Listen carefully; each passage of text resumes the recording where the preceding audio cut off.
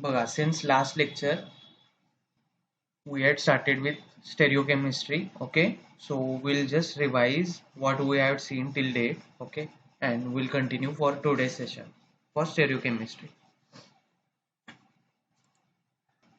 First we saw the introduction to stereochemistry. What is isomer, isomerism, types of isomers, okay, constitutional or structural isomers, and stereoisomers. Comparison between constitutional and stereoisomers we had studied with the examples, okay, with the structures. Then we studied classification of isomers, okay, that is constitutional and stereoisomers. Under stereoisomers we would be seeing enantiomers and diastereomers, configurational diastereomers, and cis trans diastereomers. So in today's session we'll be learning about enantiomers and diastereomers in detail. What are constitutional isomers and their examples we had discussed.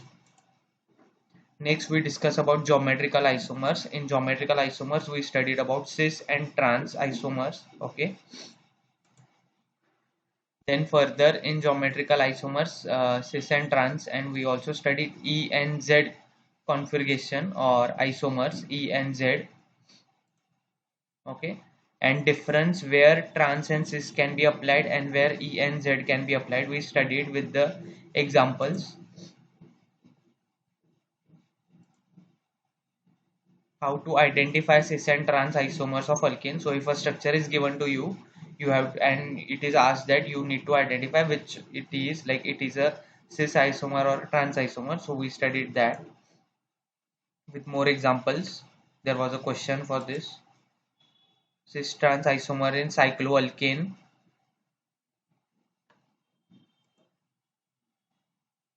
Then naming of cis and trans isomer in cycloalkane, identification and naming. Then we studied about optical activity.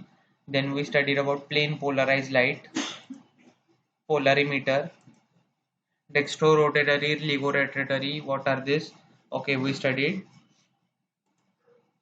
specific rotation. How can we calculate specific rotation? Alpha, that is specific rotation, we studied. Then we studied about the asymmetric center or a chiral center, and what is a chiral center, how we can identify in a molecule. Okay, then we studied about chirality or chirality, which are chiral objects, which are chiral objects, chiral centers. Then we saw some examples: stereogenic centers or chiral centers, how many there are in these structures, and more few examples. Now today we'll be studying about the configuration. Okay, so till last lecture we studied about the chiral centers and chirality. In today's session we'll be studying about the configuration. Configuration is the arrangement of atoms that characterizes a particular stereoisomer, is called its configuration. मतलब क्या कि arrangement जो है, मतलब जैसे हमने देखा stereo chemistry में, what we study is the special arrangement of the compounds. Okay, so this arrangement has is to be characterized. Okay, और उसको कैरेक्टराइज करने के लिए पर्टिकुलर उसको डिनोशंस देते होते हैं. ओके, उसको हम एक सिस्टम अप्लाई करेंगे कि ये एक पर्टिकुलर वे में इसमें अरेंजमेंट है, 3D अरेंजमेंट मॉलिक्यूल में है, तो हम उस अरेंजमेंट को एक पर्टिकुलर वे में डिपिक्ट करेंगे, उसको हम बोलेंगे कॉन्फ़िगरेशन. सो असाइन करेंगे configuration. The following methods are used to assign the configuration. तो there are two methods to assign the configuration. The first is absolute configuration method, in which we have the R and S system, and the another is relative configuration, in which we have D and L system. Okay, so the 3D structure or the structure in which the spatial arrangement of molecule. Okay, अगर हम एक chemical compound को उसके 3D structure में देख रहे हैं तो उसके जो मॉलिक्यूल्स ऑल द 3 एक्सेस में डिवाइडेड होंगे, X Y and Z axes. तो अब वो जो अगर एक अलग अलग एक्सेस में डिवाइडेड हैं तो उनको डिपिक्ट करने के लिए हम उनको एक असाइन करेंगे, एक कॉन्फ़िगरेशन असाइन करेंगे कि अगर ये ऐसा असाइन होगा तो इसको हम आर बोलेंगे, ये ऐसे असाइन होगा तो एस बोलेंगे, ये अगर इस वे में असाइन होगा तो डी, और इस वे में होगा तो L. So we are applying some rules to identify and to characterize them. Okay, so that is configuration. To study configuration, we'd be studying a projection formula, that is a Fisher projection formula, and the D and L notation. The first system for doing this was developed by Fisher and Rosanov around 1900. Okay, तो first जो attempt किया गया था configuration assign करने का, that was done by Fisher and Rosanoff. Okay, and Fisher first developed a method for drawing carbohydrates in two dimension and a convention with respect to orientation so as to indicate their three-dimensional structure, so called Fisher projections. तो Fisher ने क्या किया, पहले उसने क्या किया कि ऐसे कोशिश किया कि हम इस मॉलिक्यूल को 2D में दिखा सकते हैं, मतलब कौन सा मॉलिक्यूल हमारे नजदीक है, कौन सा molecule away from the plane है, which is near to the plane, which is above the plane, which is below the plane. So that projection formula is also called as Fisher projection formula. आपने ये 11th-12th में भी पढ़ा होगा. Fisher and Rosanov then devised a notation for designing the configurations of stereogenic center depicted in Fisher projection as either D or L. तो उन्होंने क्या किया फाइनली कि उसको कॉन्फ़िगरेशन D और L ऐसे दे दिया. अब नीचे मैंने एक important नोट दिया है, the symbol D and L do not relate to the sign of rotation of an optically active molecule which is designated as plus or small d and minus or small l. तो जो हमने plus और small d and minus and small l देखा, वो क्या है, वो हमने ऑप्टिकल एक्टिविटी देखी उस मॉलिक्यूल की. एंड कैपिटल D और कैपिटल L क्या है, तो वो फिशर प्रोजेक्शन या D एंड L नोटेशन है जो उसको हम कॉन्फ़िगरेशन करेंगे. You don't have to confuse both this things. अब यहाँ पे एक एग्जांपल है, D-glyceraldehyde was defined as being D because the OH group attached to the C2 is on the right hand side of the molecule when drawn in its correct Fisher projection. Its enantiomer L-glyceraldehyde was defined as L because the OH group is on the left hand side.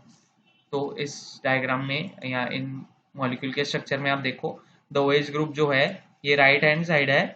Okay, so if the OH is on the right hand side we call it as D-glyceraldehyde. Okay, the notation is D,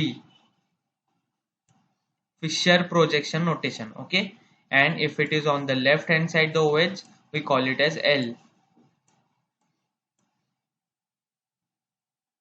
So this is just to clarify that this is capital D and capital L, मतलब ये configuration है, और small d और small l होगा तो वो उसका optical activity denote करेगा.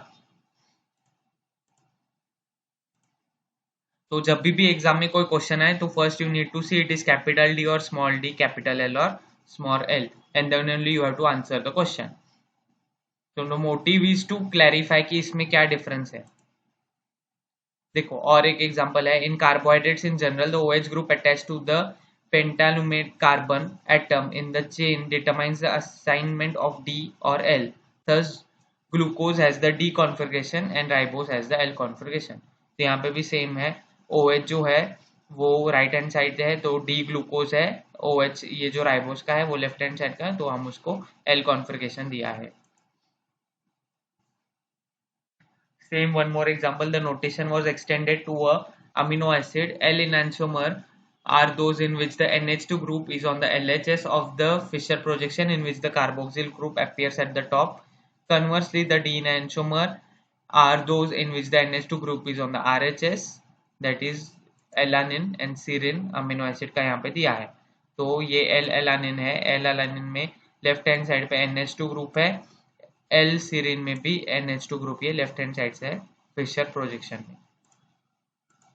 So with the help of Fisher projection we are giving the configuration.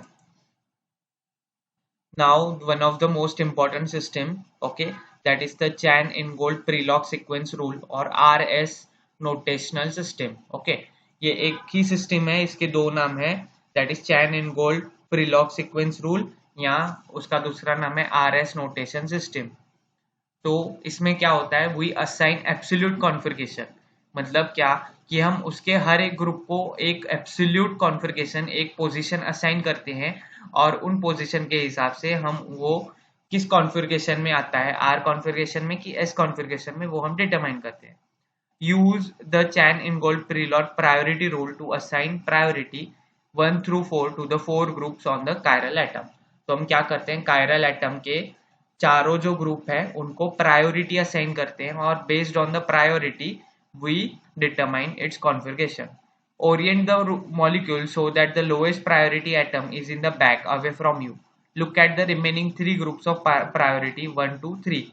If the remaining three groups are arranged so that the priorities 1, 2, 3 are in a clockwise fashion, then assign the chiral center as R, rectus or right. If the remaining three groups are arranged in 1, 2, 3 in anti-clockwise manner, then assign the chiral center as S, sinister or left. अब देखो इसमें से आपको क्या समझ में आ रहा है, पहले तो कि हमें क्या करना है, उनको असाइन करना है, क्या प्रायोरिटी उनको देनी है, लोएस्ट प्रायोरिटी जो है तो लो टू हाई या हाई टू लो. ओके, तो फर्स्ट क्या है कि Orient the molecule that the lowest priority atom is in the back away from you. उस मॉलिक्यूल को ऐसे हमें लिखना है कि जो लोएस्ट प्रायोरिटी का मॉलिक्यूल है वो हमसे अवे हो. अब जब बाकी के तीन जो हैं जिनकी प्रायोरिटी ज्यादा है, उन तीन को हम क्या करेंगे, प्रायोरिटीज 1, 2, 3 दे देंगे. और अगर वो priorities in a clockwise fashion में आ रहे हैं तो हम उसको बोलेंगे आर और रेक्टस.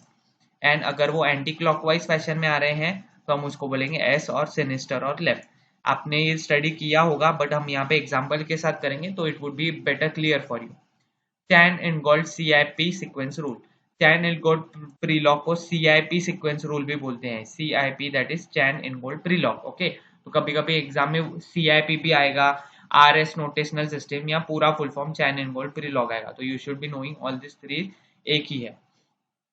देखो यहाँ पे सीक्वेंस रूल क्या है, the atom attach to the chiral center with the highest atomic number is 1, next is 2 etcetera. तो एटॉमिक नंबर के हिसाब से हम क्या करेंगे, उसको प्रायोरिटी असाइन करेंगे.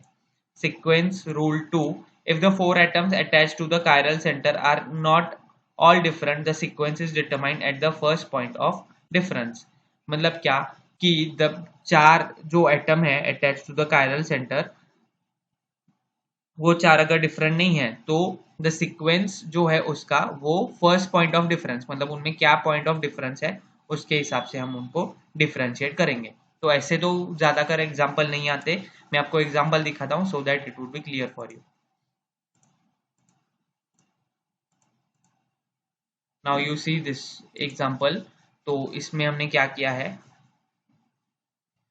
ये हमारे पास मॉलिक्यूल है.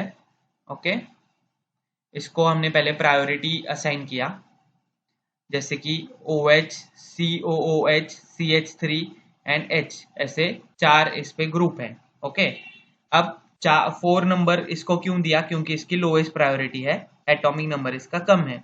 अगर इसका एटॉमिक नंबर कम है, ओके, तो इसको हम क्या करेंगे, Orient the lowest priority group away. इसको हम अवे में ओरिएंट करेंगे, मतलब हमसे दूर आना चाहिए, ये इसको ऐसे ओरिएंट करेंगे. देखो यहाँ पे हमने इसको क्या किया है, यहाँ पे लिख दिया है. अब बाकी के जो ग्रुप्स हैं 1, 2 एंड 3, वो हम देखेंगे किस सीक्वेंस में. अगर इसमें हमने ओरिएंटेशन नहीं किया फिर भी आप देख सकते हो 1, 2 एंड 3 जो है वो क्लॉकवाइज फैशन में है. ओके, क्लॉक जैसे घूमता है उस फैशन में है 1, 2 and 3. So if 1, 2 and 3 are in clockwise, we call it as R configuration. Okay. The next is about counterclockwise और anti-clockwise direction. तो इसमें भी क्या है कि हमने क्या किया कि इसका ओरिएंटेशन देखा, मतलब इसको 1, 2, 3, 4 असाइन किया, और फिर अगर इसमें देखा जाए तो 1, फिर यहाँ पे 2 आता है और 2 के बाद 3 आता है. अगर हमने ये कुछ भी नहीं किया, ये अरेंजमेंट नहीं किया, तो भी आप देख सकते हो 1, 2, 3. ओके, तो ये क्या हो गया, एंटी क्लॉकवाइज या काउंटर क्लॉकवाइज हो गया, तो इसका कॉन्फ़िगरेशन हो गया S.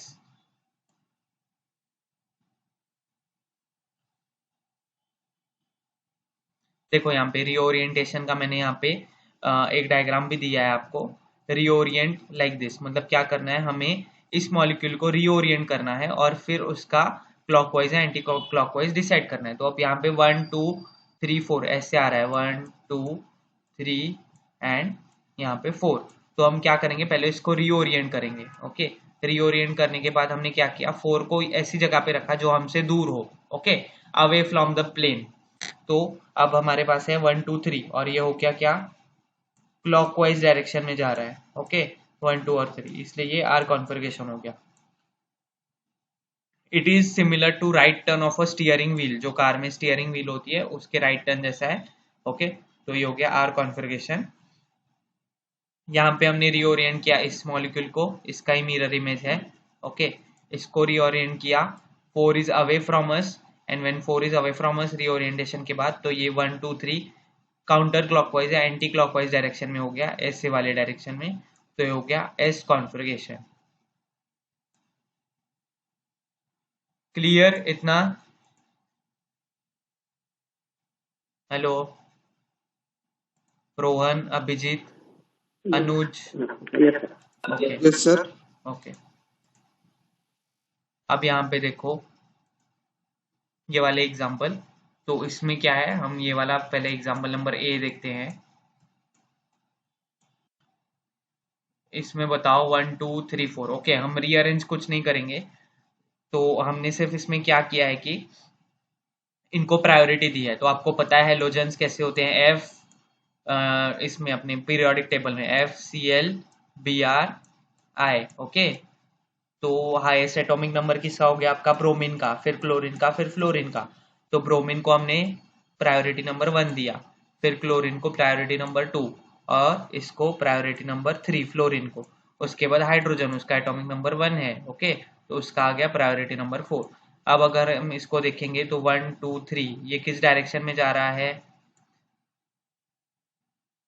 Clockwise, anti clockwise. तो ये हो गया आपका एस कॉन्फिगरेशन, ठीक है। बहुत इजी है। आपको एग्जाम में जीपैड में ऐसे क्वेश्चन पूछे जाते हैं कि इसका कॉन्फिगरेशन क्या है, एस है, आर है, ओके। उसके बाद एग्जाम्पल नंबर बी, इसमें देखो यहाँ पे भी मैंने प्रायोरिटीज दे दी हैं, बट प्रायोरिटीज कैसे दी हैं वो देखो। OH है, फिर CH2Br, फिर CH3 और फिर H, ओके। तो OH CH2Br CH3 इन H, ऐसे हो गया। और ये किस फैशन में जा रहा है, तो ये 1 2 3, ये भी कैसे जा रहा है, काउंटर क्लॉकवाइज जा रहा है, तो ये भी हो गया आपका S कॉन्फिगरेशन। ये वाला देखो, इसमें भी ये 1 2 3 काउंटर क्लॉकवाइज, ये भी हो गया आपका एस कॉन्फिगरेशन। तो just you need to prioritize your molecule and then start seeing that it is clockwise और एंटी क्लॉकवाइज, और उसके हिसाब से आपको उसका कॉन्फ़िगरेशन बताना है। जीपैट में ज़्यादा डिफिकल्ट क्वेश्चन बिल्कुल नहीं आते, एकदम बेसिक सिंपल क्वेश्चन आते हैं, जैसे कि ऐसा वाला, ओके। कॉम्प्लिकेटेड क्वेश्चंस ऐसे कुछ भी नहीं आते जीपैट में। नाउ हियर मैंने और भी मॉलिक्यूल दिखाए हैं, मतलब ये तो ऐसे मॉलिक्यूल के इमेज नहीं आते जीपैड में, ए और बी में, यही मॉलिक्यूल यहाँ पे ड्रॉ किए हैं, ठीक है। ये और ये मतलब दोनों एक दूसरे के मिरर इमेज ही हैं। जस्ट ऐसा मॉलिक्यूल नहीं आता, ये आपको बाकी एग्जाम जो होती है ना, आपकी गेट एग्जाम हो गई या CSIR एग्जाम हो गई, उसमें ऐसे मॉलिक्यूल्स पूछे जाते हैं, बट जीपैड में डायरेक्ट आपको स्ट्रक्चर ऐसे दिया जाता है, ओके। तो जीपैड में अगर ऐसे स्ट्रक्चर दिया है तो आपको ये प्रायोरिटाइज करना है इसमें। तो यहाँ पे इन्होंने क्या किया है, OH को 1, फिर COOH को 2, और इसको 3 CH3 को, तो इसको 1 2 3 ऐसे सीक्वेंस में है, और ये इसको R कॉन्फ़िगरेशन है यहाँ पे, और इसका S कॉन्फ़िगरेशन है। ये जस्ट एग्जांपल है।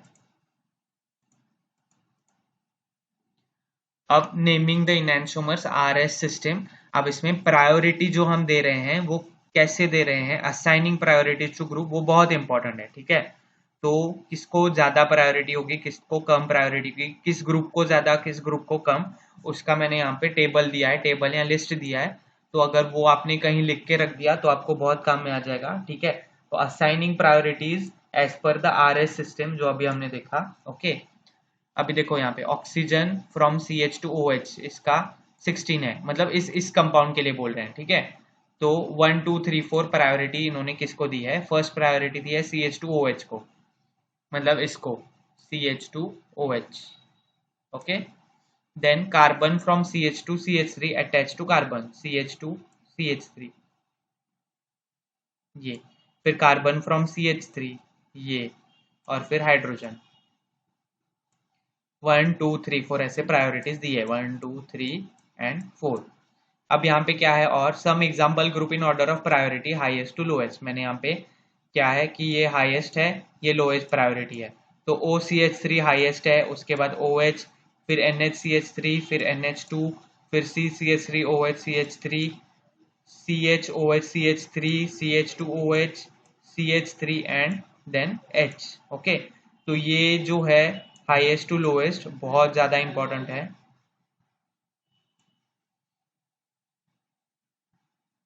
Some groups with double bonds. Okay, मतलब क्या यहाँ पे कुछ फंक्शनल ग्रुप भी हैं, जैसे कि अल्डिहाइड, अल्कोहल, अल्किन, अल्केन। तो हाईएस्ट प्रायोरिटी किसका है? देखो आप, हाईएस्ट प्रायोरिटी है अल्डिहाइड, फिर अल्कोहल, फिर अल्कीन, फिर alkane. Okay, alkane is the lowest priority. तो ये भी बहुत इंपॉर्टेंट है। तो ये प्रायोरिटीज आपको याद ही करनी है, और ये ध्यान में रखने के बाद what you have to do is check करना है कि क्लॉकवाइज है कि anti clockwise, and based on that आपको पता चलेगा कि वो आर है या एस कॉन्फ़िगरेशन है।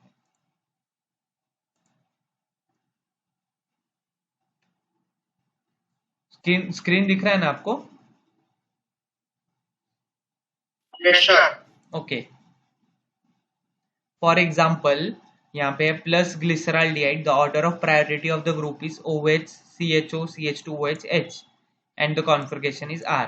ओके, तो यहाँ पे क्या किया है, ये ग्लिसराल्डिहाइड का स्ट्रक्चर है, इसमें क्या है OH CHO CH2OH, ऐसे इनकी प्रायोरिटी है OH CHO and CH2OH। Okay, और H को 4, ये 3 नंबर है, ये 2। ओके, तो 1 2 3 ये है ऐसे। तो अगर हम इसको ऐसे निकालेंगे 1 2 3, तो ये हो गया क्लॉकवाइज, इसलिए इसका आर कॉन्फ़िगरेशन है। जस्ट इसको क्या किया है, इन्होंने रीअरेंज किया है। अगर आप यहाँ से, ये आई है, आर्क है, अगर आप यहाँ से देख रहे हो तो 4 नंबर को हम अपन से दूर डालेंगे, दूर डालने के बाद 1 2 3 को हम देखेंगे तो वो कैसे आएगा, क्लॉकवाइज आएगा। But it is not necessary कि आपको उसको रीअरेंज करना है, आप डायरेक्टली भी देख सकते हो। Okay, similarly serine, the order of priority of the group is NH2 COH CH2OH and H। ये देखो सीरिन का यहाँ पे नीचे स्ट्रक्चर है, NH2 को 1 दिया है, फिर CH2 CO2H को सेकेंड, थर्ड इसको CH2OH और फोर्थ ये। ओके, तो ये 1 2 3 हो गया, इसलिए ये एंटी क्लॉकवाइज हो गया, ये ऐसे घूम रहा है 1 2 3, ये हो गया एस कॉन्फ़िगरेशन।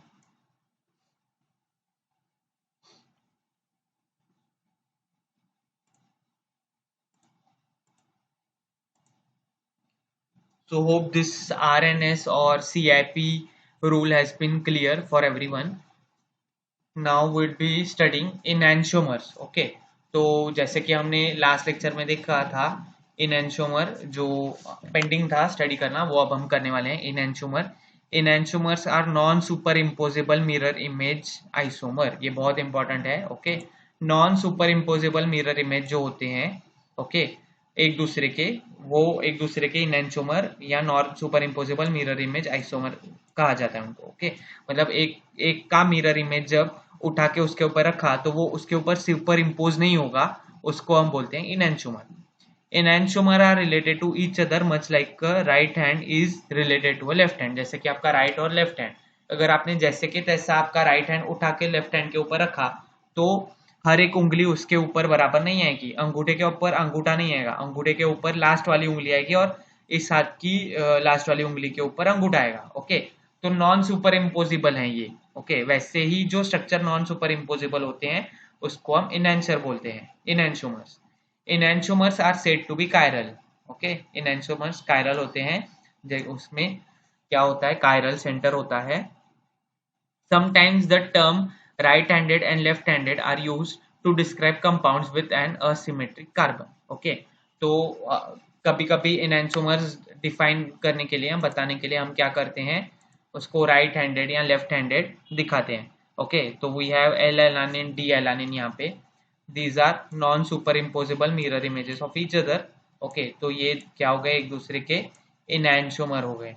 ओके, अगर मैं ये स्ट्रक्चर उठा के इसके ऊपर रखता हूँ तो COOH NH2 के ऊपर आएगा और NH2 COOH के ऊपर आएगा। Okay, so these are non superimposable mirror images.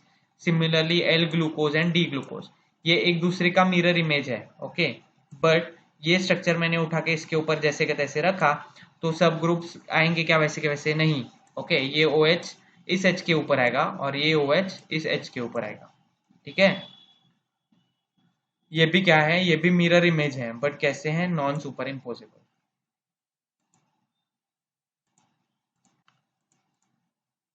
Characteristics features of इनएंशोमर्स।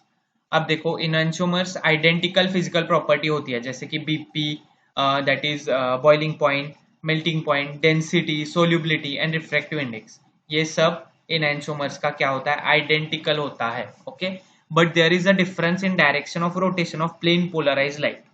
Difference कहाँ आता है इनएंशोमर्स का, direction of rotation of plane polarize light. Okay, जो हमने ऑप्टिकल एक्टिविटी में देखा था। तो यहाँ पे मैंने दिया है प्रॉपर्टी लैक्टिक एसिड, दो लैक्टिक एसिड है, एक प्लस लैक्टिक एसिड है, एक माइनस लैक्टिक एसिड है। स्पेसिफिक रोटेशन आप देखोगे तो इसका प्लस 2.24 है, इसका माइनस 2.24 है, और दोनों का मेल्टिंग पॉइंट 26 डिग्री सेल्सियस है। मतलब इनके फिजिकल प्रॉपर्टीज एकदम सिमिलर हैं, बट क्या चेंज है इनके स्पेसिफिक रोटेशन में। अल्फा जो हमने फाइंड किया था, फॉर्मूला देखा था अल्फा डी स्पेसिफिक रोटेशन, वो इनका अलग होता है, इसलिए ये इनएंशोमर्स होते हैं, non superimposable mirror images.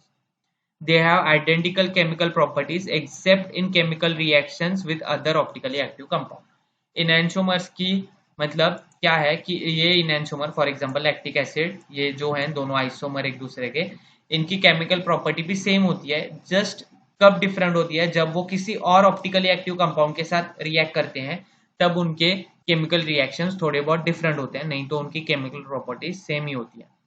They have different biological properties, ये बहुत इंपॉर्टेंट है। जीपैड में ऐसे क्वेश्चन आता है कि which of the following is not true about enantiomers. ठीक है, तो ऑप्शन नंबर ए होता है they have identical physical properties, they have identical specific rotation, they have different biological properties, और एक कोई तो पॉइंट होता है। तो उनका स्पेसिफिक रोटेशन कभी भी आइडेंटिकल नहीं होता और उनकी बायोलॉजिकल प्रॉपर्टी डिफरेंट ही होती है। जैसे कि यहाँ पे एग्जांपल है, dextrose plays an important role in animal metabolism and this minus dextrose is not metabolised. Okay, तो ये क्या है, तो उनकी बायोलॉजिकल प्रॉपर्टी डिफरेंट है। When equal quantities of enantiomers are mixed and optically inactive compound racemic mixture is form. अगर हम equal quantity का दोनों, मतलब इनएंशोमर के जो आइसोमर हैं वो दोनों को डालेंगे, तो हमें एक इनएक्टिव कंपाउंड मिलेगा और उसको हम बोलते हैं रेसिमिक मिक्सचर। फॉर एग्जांपल, मैंने ये प्लस लैक्टिक एसिड और ये माइनस लैक्टिक एसिड, ये 50 ग्राम्स लिया, ये 50 ग्राम्स लिया, और दोनों को क्या किया, मिक्स किया। ओके, एक वेसल में, तो मुझे क्या मिलेगा, मुझे मिलेगा racemic mixture. Okay, which is optically inactive. वो कैसे होगा, ऑप्टिकली इनएक्टिव होगा, मतलब वो ऑप्टिकल एक्टिविटी नहीं दिखाएगा। तो when we mix enantiomers we get a racemic mixture which is optically inactive. Next we'll be studying diastereomers. Stereomers of a substance that are non-mirror images of each other are termed as diastereomers. मतलब क्या, ये क्या है कि ये एक दूसरे के मिरर इमेज नहीं है। ओके, उनको हम क्या बोलते हैं, डायस्टेरियोमर। यहाँ डायस्टेरियोमर को और एक डेफिनेशन है कि these are not mirror images and these are not superimposable. अगर वो मिरर इमेज ही नहीं है तो वो सुपर इम्पोजिबल भी नहीं होंगे। तो diastereomers are the stereomers of a substance that are not mirror images. मतलब क्या है कि ये इसका मिरर इमेज नहीं है। ओके, ये देखो तीनों OH इधर है, तो इसके तीनों OH इस साइड आने चाहिए, पर नहीं है, एक ही OH इस साइड है, दो OH इस वाले साइड है। तो ये एक दूसरे के मिरर इमेज बिल्कुल भी नहीं है, और ये क्या है, एक दूसरे के डायस्टेरियोमर्स हैं। अगर ये एक दूसरे के मिरर इमेज नहीं है तो ये क्या है, एक दूसरे के डायस्टेरियोमर्स हैं। Okay, they have different physical properties like melting point, boiling point, solubility, density and refractive index. इनके physical properties एकदम different होती हैं। इनएंशोमर्स में physical properties same होती हैं। Diastereomers have different specific rotation, but they may have same or opposite sign of rotation. इनका specific rotation भी different है। ओके, और उनकी साइन सेम या ऑपोजिट भी हो सकती है। मतलब प्लस साइन के दो डायस्टेरियोमर हो सकते हैं, माइनस साइन के दो डायस्टेरियोमर हो सकते हैं। Okay, angle of rotation.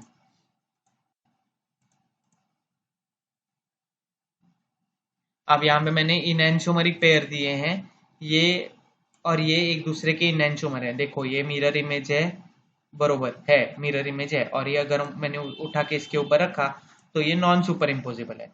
ये हो गया ए group.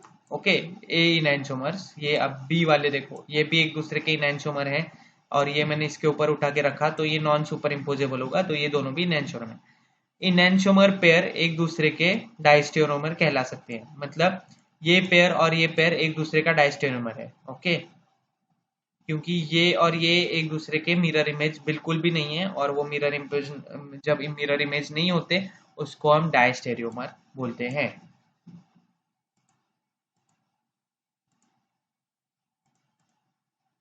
Next is mesocompounds.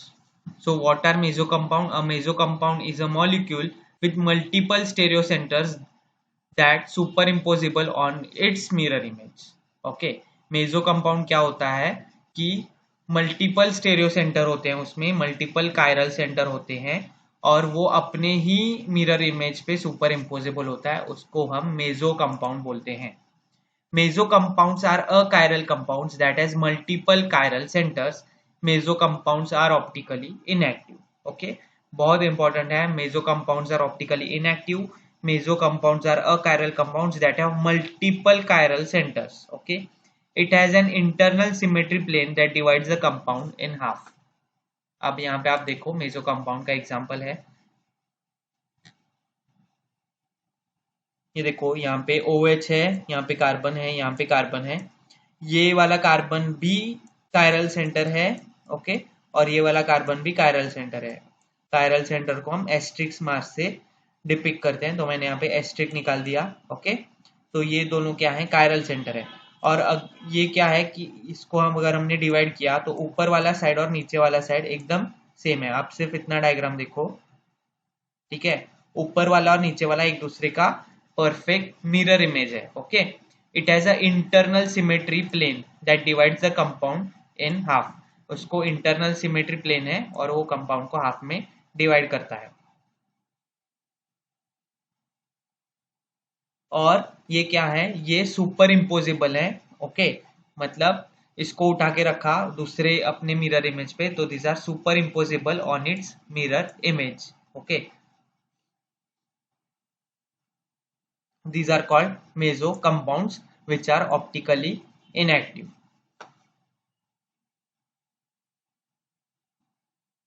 Even ये ऊपर का पार्ट भी मैंने उठा के इसके ऊपर रखा तो ये भी सुपर इम्पोजेबल होता है, इसलिए ये कंपाउंड ऑप्टिकली इनएक्टिव होते हैं।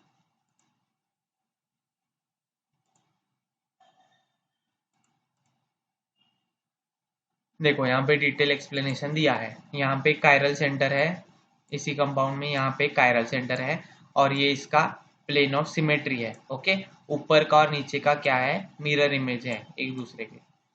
Okay, a meso compound should contain two or more identical substituted stereocenters. Also, it has an internal symmetry plane that divides the compound in half. These two halves reflect each other by the internal mirror. The stereochemistry of stereocenters should cancel out. What it means there is that when we have an internal plane that splits the compound into two symmetrical sides, the stereochemistry of both left and right side should be opposite to each other and therefore results in optically inactive. मतलब क्या, इन्होंने क्या कहा है कि एक compound में अगर दो कायरल सेंटर हैं, ओके, तो उसको हम और वो और उसको एक प्लेन ऑफ सिमेट्री है जैसे कि इस कंपाउंड में है। ओके, और दोनों एक दूसरे के मिरर इमेज हो रहे हैं, ऊपर का पार्ट और नीचे का पार्ट कंपाउंड का, तो हम उस कंपाउंड को मेजो कंपाउंड बोलेंगे। अब मेजो कंपाउंड ये ऑप्टिकली इनएक्टिव क्यों होते हैं, क्योंकि ऊपर की जो ऑप्टिकल एक्टिविटी है वो नीचे की ऑप्टिकल एक्टिविटी को कैंसल आउट कर देते हैं। ठीक है, एक दूसरे की ऑप्टिकल एक्टिविटी को कैंसल आउट कर देते हैं क्योंकि उसमें एक प्लेन ऑफ सिमेट्री होता है, इसकी वजह से। और ये दोनों एक दूसरे की ऑप्टिकल एक्टिविटी को कैंसिल करने के बाद ये कंपाउंड ऑप्टिकली इनएक्टिव बन जाता है। Okay, meso compounds are optically inactive, जैसे कि आप इसमें देख सकते हो या इसमें देख सकते Yes, sir. हो। Thank you. So this is was all about the meso compound. Meso compounds have two or more identical substituted stereo centers, and these stereo centers cancel out each other's optical activity, so these meso compounds are optically inactive. Okay, I hope this is clear.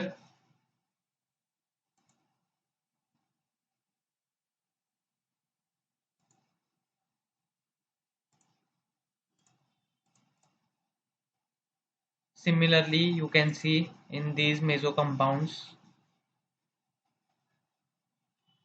Line of symmetry, okay, internal mirror plane, ये एक ही compound है, this is one compound, in this compound we have a line of symmetry, okay, and this line of symmetry makes ye this side and this side mirror image of each other, so they cancel out each other's optical activity and these compounds are optically inactive.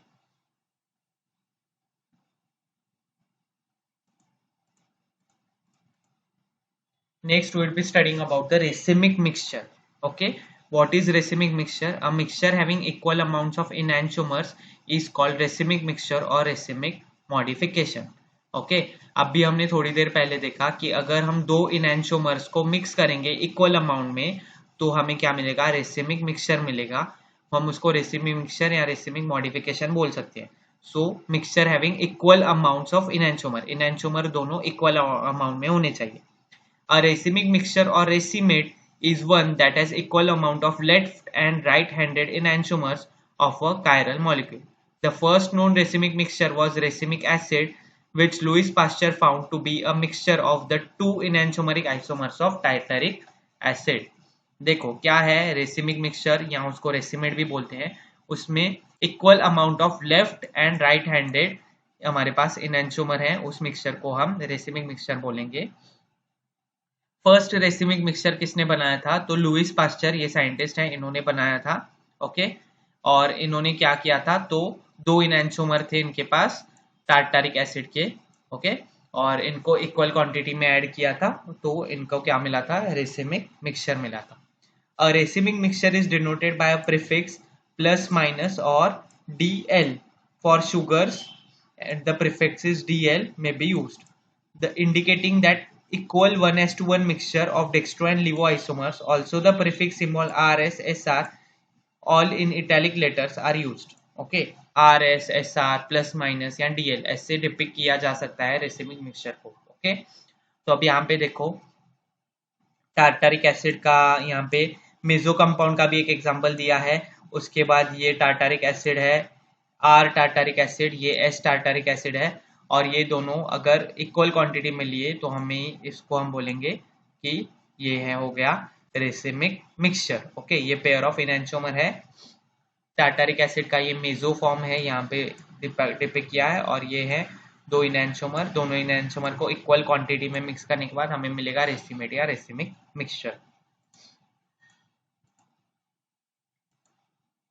Next is resolution, okay. Resolution मतलब क्या, the process of separation of racemic from into individual enantiomers is called resolution. मतलब कि racemic mixture को separate करना है उसके अलग अलग इनैंशोमर में, मतलब दो इनैंशोमर मिक्स हैं तो दोनों इनैंशोमर को हमें रिजोल्यूट करना है, उसको बोलते हैं resolution. The following are the various methods used for resolution of racemic mixture. Mechanical method से हम दोनों रेसिमिक जो दोनों इनैंशोमर है उनको सेपरेट कर सकते हैं, बायोकेमिकल मेथड से उनको सेपरेट कर सकते हैं, केमिकल मेथड से सेपरेट कर सकते हैं, chromatographic method.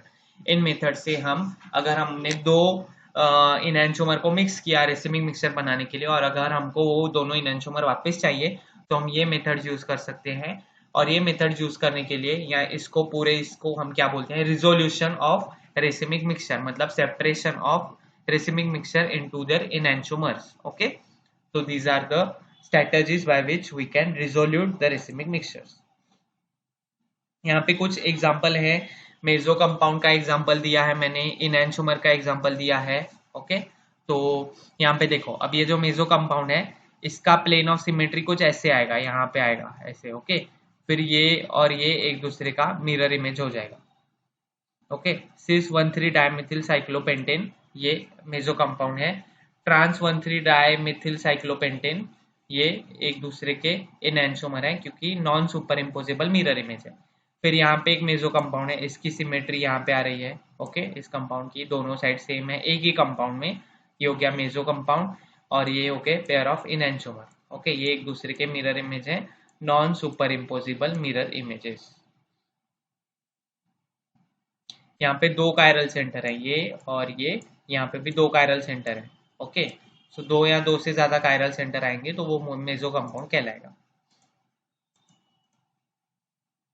So there is exercise, which isomer is cis isomer and which one is trans.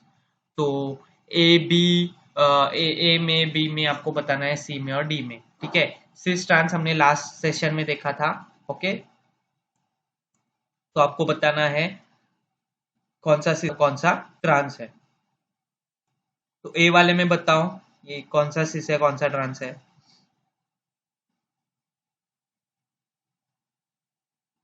देखो यहाँ पे ब्रोमीन दोनों एक ही साइड पे हैं, तो ये कौन सा हो गया, सिस, और ये हो गया ट्रांस। बी वाले में बताओ, बी वाले में सिस ट्रांस आएगा कि इजेड आएगा।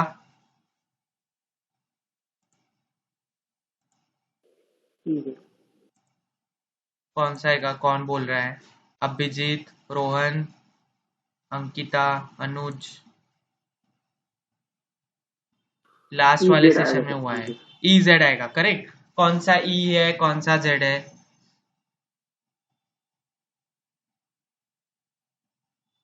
ई मतलब सेम साइड, जेड मतलब opposite side. Correct,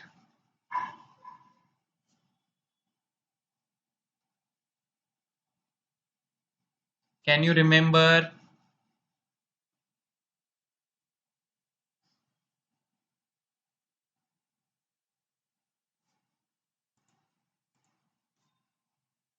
E Z आएगा, बट ये वाले में कौन सा ई आएगा कौन सा ये वाला समझो फर्स्ट है, ये वाला सेकंड है, तो फर्स्ट में ई है। हाँ, सेकंड ट्रांस। ट्रांस और सिस है ही नहीं, इसमें आएगा ही नहीं, इसमें ई जेड नोटेशन आएगा।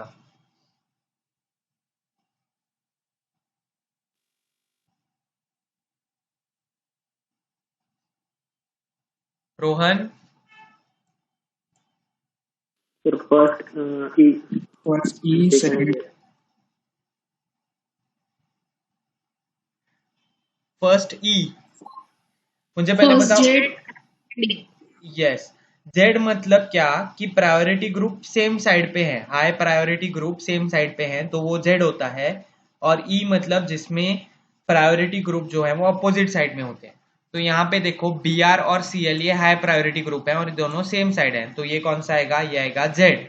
यहाँ पे ये बी आर ऊपर है और सी एल नीचे है, तो ये अपोजिट साइड आ गई, ये हो गया ई। क्लियर? यस। ओके, उसके बाद ये है एग्जाम्पल नंबर सी। इसमें देखो क्या आएगा, इजेड आएगा कि सिस्टेंस आएगा।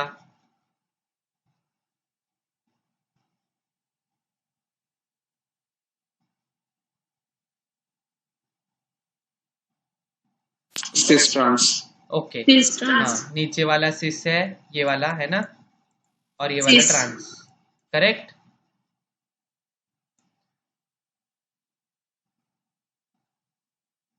इस वाले में, डी वाले में, के कमेंट सेक्शन में किसी ने बताया है। ओके, सिस ट्रांस आएगा, कौन सा सिस कौन सा ट्रांस वो भी बता देना। ठीक है, अरे जस्ट अ मिनट।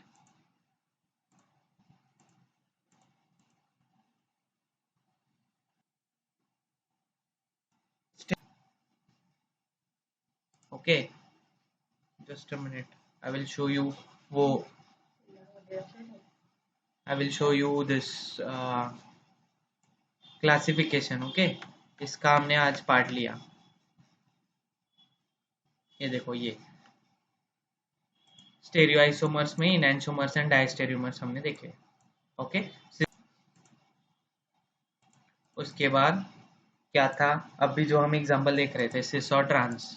ओके, ये देखो भूल जा रहे हो आप, इस कंपाउंड में सिस और इजेड दोनों आता है, इसमें भी सिस ट्रांस और इजेड दोनों आता है। कब आता है, जब सेम मॉलिक्यूल होते हैं, जैसे कि ClCl है, ClCl है, तो इसमें सिस ट्रांस आएगा। अगर मॉलिक्यूल्स ही डिफरेंट हैं तो हम उसमें Z और E ही आता है, EZ सिस्टम ही आता है। ठीक है, क्लियर?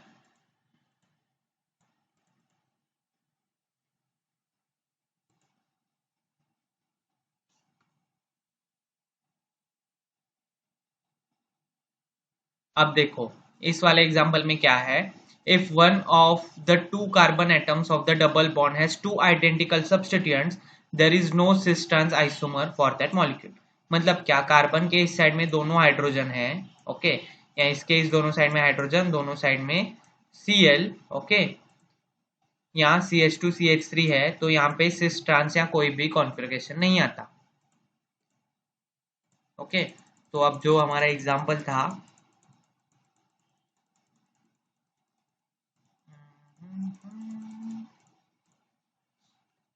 ये वाला, इसमें ये रूल एप्लीकेबल है, सेम साइड पे सेम ग्रुप आ रहे हैं, नहीं आ रहे हैं, तो इसमें सिस ट्रांस या EZ आएगा। अब बताओ क्या आएगा इस वाले में, डी वाले में। देखो हाई प्रायोरिटी वाले ऊपर है, यहाँ पे ये एक ऊपर है एक नीचे है, क्या आएगा, ये क्या आएगा, ई की जेड, Z, जेड, और ये E. करेक्ट, ठीक है। चलो, will and the session. If you have any questions you can ask.